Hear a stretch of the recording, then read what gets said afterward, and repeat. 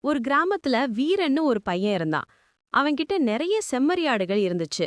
அதுல குண்டுமணின்னு ஒரு ஆடு மட்டும் ரொம்ப பேராசக்காரன். மத்த ஆடுகள்லாம் சும்மா நிதானமா புல்மேயும்.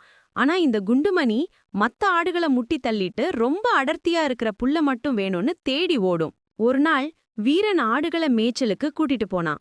அங்க ஒரு பெரிய பாறை இருந்துச்சு. அந்த பாறைக்கு பக்கத்துல ஒரு ஆழமான குழி இருந்தது. மத்த ஆடுகள்லாம் பயந்து அந்த பக்கமே போகாம மேய்ஞ்சது.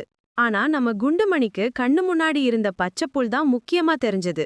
அந்த புல்ல சாப்பிடுற ஆசையில குண்டுமணி ரொம்ப கவனம் இல்லாம அந்த குழிக்கு பக்கத்துல போச்சு. வீரன், டே குண்டுமணி, அங்க போகாதே, குழி இருக்குன்னு கத்துனான். ஆனா புல்லு மேல இருந்த ஆசையில அது இன்னும் ஒரு கடிய புடுங்கணும்னு முன்னாடி போச்சு. அவ்வளவுதான், சிர்ருன்னு கால் தவறி குழிக்குள்ள விழுந்துருச்சு.